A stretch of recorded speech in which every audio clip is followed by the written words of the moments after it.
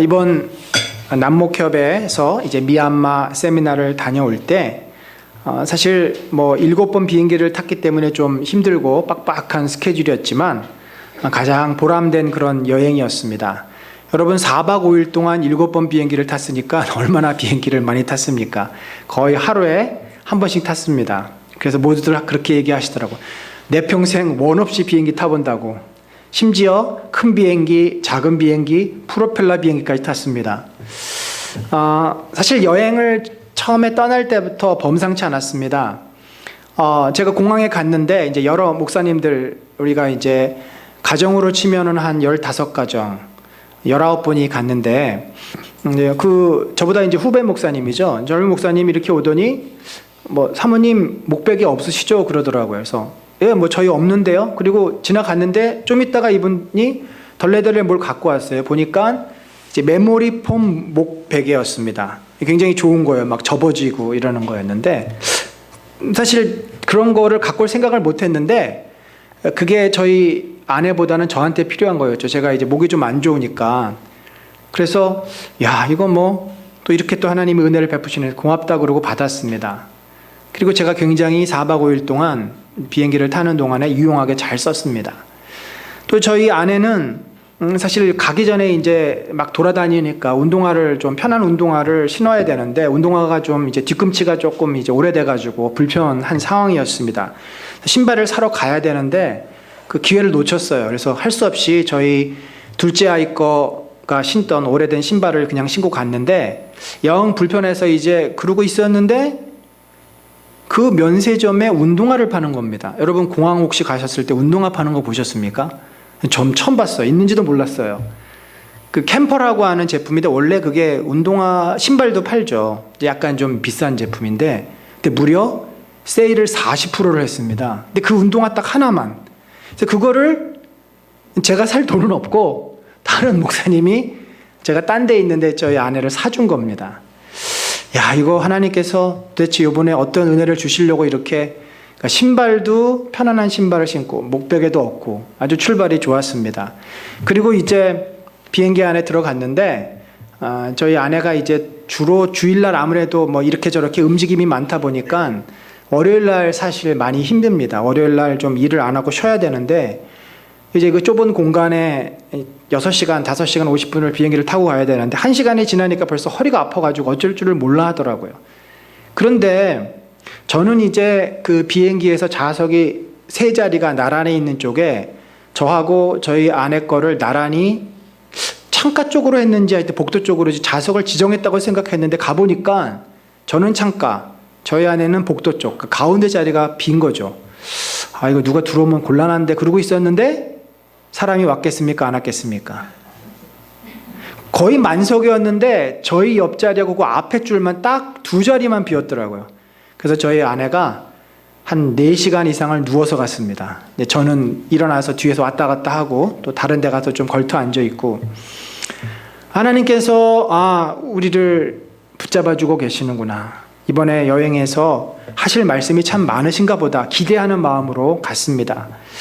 그러면서 제가 여행을 가면서 이제 비행기 안에서 책을 보기도 하는데 책 보는 게 고개를 이루고 봐야 돼가지고 힘들어서 이제 평소에 잘 못 들어보던 목사님들 설교를 제가 이제 다운을 받아서 가지고 갔습니다. 그 중에서 이재철 목사님 설교를 가지고 갔어요.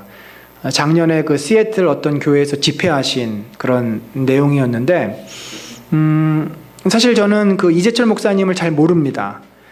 유명한 분이고 아주 훌륭한 분이라는 것만 알지 개인적으로는 잘 모르고 다만 저는 책을 한번 보고 언뜻 설교를 들었는데 너무 이분이 인문학적인 지식이 박학다식하셔서 그런 좀 성경 외적인 지식을 많이 이렇게 얘기하시는 분으로 생각이 돼서 뭐 영적인 깊은 통찰력보다는 인문학적인 설교를 하는 것이 아닌가, 교훈적인 설교를 하는 것이 아닌가 이런 생각에 잘 그분 설교를 듣지 않았습니다. 그런데 이번에는 한번 그분이 어떤 분인지도 궁금했고 이래서 한번 들으려고 갔습니다. 그런데 제가 이번에 그분에 대해서 새롭게 깨닫고 굉장히 감동을 많이 받았습니다.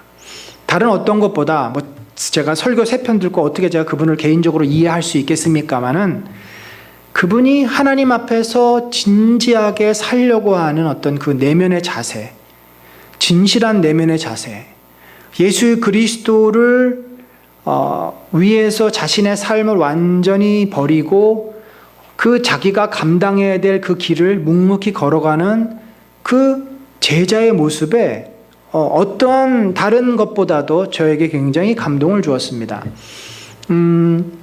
제가 굳이 비교를 하자면 김동훈 목사님 같은 분은 참 생각이 올바르시고 굉장히 하나님의 뜻대로 살려고 몸부림치는 분이시죠. 그런데 그분이 갖고 있는 능력이 참 많으신 분이에요. 이분은 예수 안 믿어도 잘 살 수 있는 힘이 있는 분입니다. 그래서 그런 것들이 자기 안에서 숨김없이 튀어나와요.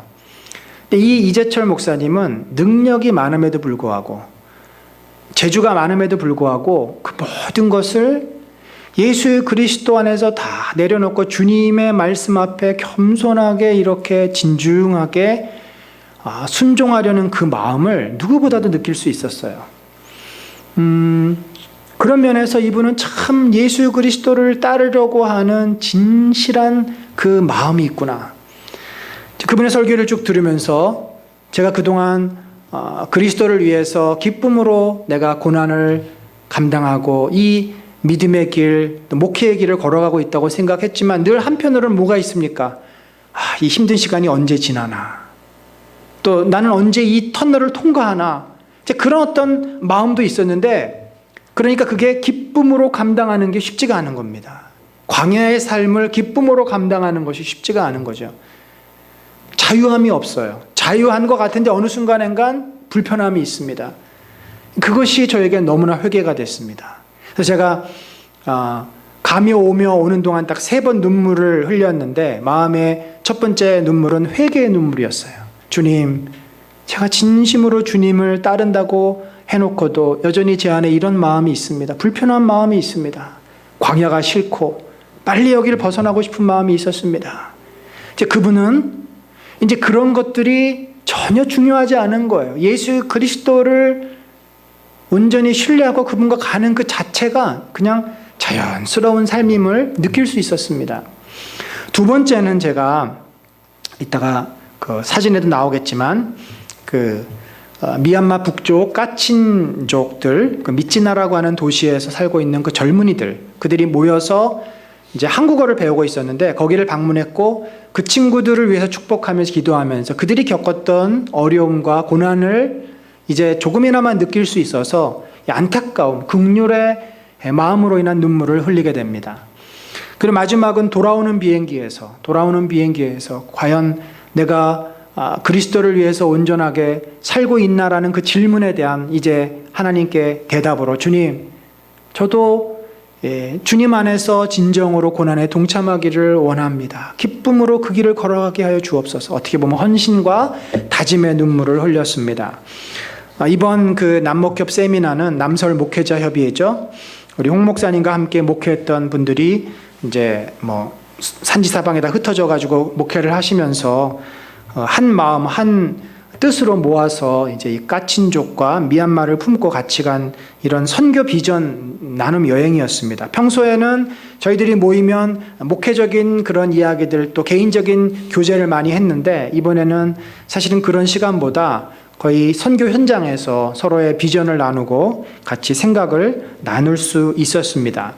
특별히 제가 설교를 들으면서 이 포도원의 품꾼 비유를 이재철 목사님이 언급을 하셨어요. 그래서 제가 이 말씀이 바로 은혜를 받은 자가 은혜를 나누는 삶에 대한 말씀이구나. 저 나름대로 이제 이해를 하고 오늘 여러분과 함께 이 본문을 같이 좀 나누면서 제가 이제 4박 5일 동안 다녀왔던 미얀마 사역을 좀 같이 나누면서 은혜 받기를 원합니다.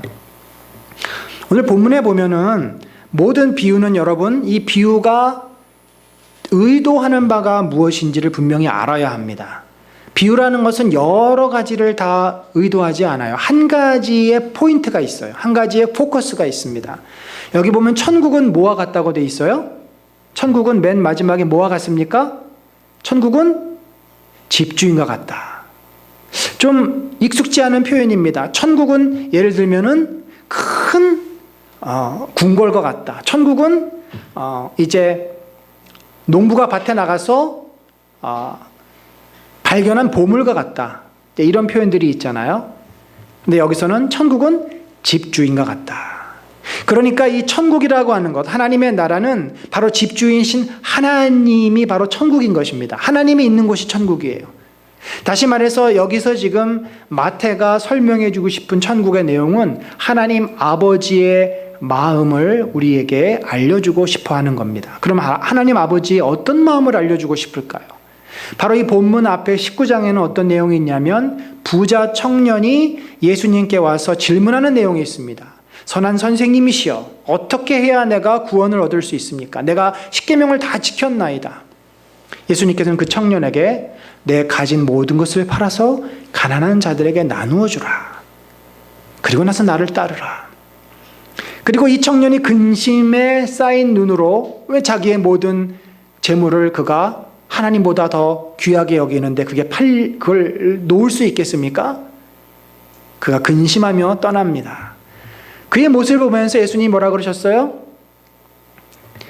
천국에는 나중된 자가 먼저 되고 먼저 된 자가 나중될 것이다.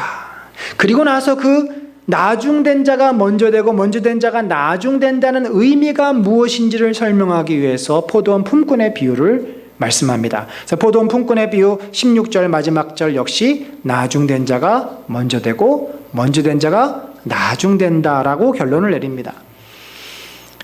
나중된 자는 누굽니까? 어떻게 보면은 가장 은혜로부터 소외된 자입니다. 그러나 그가 하나님의 은혜를 깨달았을 때 그는 가장 먼저 된 자가 됩니다. 그 천국이 하나님이고 하나님의 은혜를 누리는 것임을 깨달은 그 나중된 자는 먼저 됩니다. 반대로 하나님의 은혜, 천국의 핵심이 하나님의 자비와 긍휼과 은혜라는 것을 알지 못했던 먼저 된 자들, 곧 유대인들을 말합니다. 그들은 결국은 나중됩니다. 오늘 본문에 보면은 주인이 품꾼들을 부르는 의도를 말하고 있습니다. 이 주인은 뭐라고 되어 있어요? 품꾼을 얻어 포도원에 들여보내려고 이른 아침에 집을 나갔습니다. 다시 말해서 아침 일찍부터 일꾼들을 모으려고 나갔어요. 그래서 그들과 계약을 합니다. 여보시오, 우리 농장에 와서 오늘 하루 종일 일을 하면 5시까지 일을 하면 6시까지 일을 하면 내가 당신들에게 한 데나리온을 드리겠소. 한 데나리온은 노동자 하루 품삯이에요. 그래서 사람들을 고용해가지고 열심히 일을 했습니다. 그런데 이 집주인은 일찍, 그러니까 6시쯤인지 7시쯤인지 모르지만 그때뿐만 아니라 또 나갑니다. 여기 3시라고 되어 있는 9시에 또 나가고 12시에도 나가고 오후 3시에도 나갑니다. 그래서 장터에서 놀고 있는 사람, 빈둥거리고 있는 사람들을 다 끌어 모아가지고 포도원에 와서 일을 시킵니다. 심지어 오늘 본문에 보니까 제11시, 5시죠. 6시가 마감인데 5시에 나가가지고 마감 1시간 전에 나가서 그때까지도 사람이 있는 것을 보고 야, 너희들은 어찌하여 일하지 않고 여기서 종일토록 놀고 있냐? 그랬더니 그들이 뭐라 그래요? 아니, 우리도 일하고 싶습니다만 우리를 품꾼으로 부르는 자가 없습니다. 그래서 우리가 이렇게 일도 못하고 오늘도 공쳐서 굶게 생겼습니다. 그렇게 말을 했을 때 이 포도원 주인은 너희도 포도원에 들어가라. 가서 일해라. 1시간이라도 가서 일해라. 라고 그들을 부릅니다. 여러분, 우리는 여기서 주인의 어떤 마음을 생각해 보게 됩니다. 과연 주인이 농사를 잘 지어서 수확을 많이 얻을 목적으로 지금 농부들을 불렀을까요? 일꾼들을 불렀을까요? 그렇다고 한다면 9시까지는 이해가 되고 12시, 오후 3시, 5시에는 사람을 부르지 않을 것입니다. 비효율적이죠. 일을 얼마 안 했는데 똑같은 삭스를 줘야 되니 얼마나 비효율적입니까? 우리는 역으로 생각해 보면은 이 주인은 12시, 오후 3시, 심지어 5시에라도 사람이 있으면 그 사람들을 데려다가 조금이라도 일을 시켜서 저들이 그날 먹고 살 수 있는 품삯을 조금이라도 주고 싶은 마음에서, 다시 말해서 원래는 그런 일을 만들 필요가 없는데 사람들을 일시켜서 먹고 살 수 있게 일자리를 일부러 만들어주는 그런 주인임을 알게 됩니다. 결국 이 주인은 어떤 주인이었어요? 자비와 긍휼을 많이 품고 있는 그런 주인입니다. 그런데 이렇게 이제 다 일을 하고 품삯을 나눠줬는데 누가 가장 불만을 표현했냐면 제일 일찍 온 사람이 이렇게 이야기를 합니다. 나중은 이 사람들은 1시간밖에 일하지 아니하였거늘 그들을 종일 수고하며 더위를 견딘 우리와 같게 하였나이다. 다른 말로 하면 뭐예요? 아니 그들에게 한 데나리온을 줘서 우리는 우리에게 최소한 5데나리온은 줄 줄 알았습니다. 그런데 아니 달랑 우리에게 한 데나리온밖에 안 주시니 이게 도대체 이렇게 불공평해도 되는 겁니까? 여러분 지금 이 아침에 일찍 온 사람은 처음에 자기가 주인과 한 계약을 잊어버린 것입니다. 원래 주인은 이 사람과 한 데나리온을 약속한 거예요. 그들이 했던 기대는 그들의 착각입니다. 사실 여러분 우리가 이런 시각으로 살 때가 많아요. 내 자신의 모습을 놓치고 사람들과 우리를 똑같은 선상에서 놓고 비교합니다. 왜 나에게는 저런 혜택이 없어? 왜 나는 우리 부모가 금수저가 아니야? 왜 나에게는 하나님께서 이런 은혜를 베푸시지 않아? 여러분 우리는 각자를 중심으로 생각하고 다른 사람과 비교를 합니다만 하나님이 볼 때 우리 모두는 똑같습니다. 하나님의 시각에서 우리를 바라볼 수 있는 눈이 있어야 돼요. 반대로 5시에 온 사람은 어떤 마음을 느꼈을까요? 야, 이게 웬 떡이야. 오늘 공치는 줄 알았는데 한 데나리온이나 벌었어.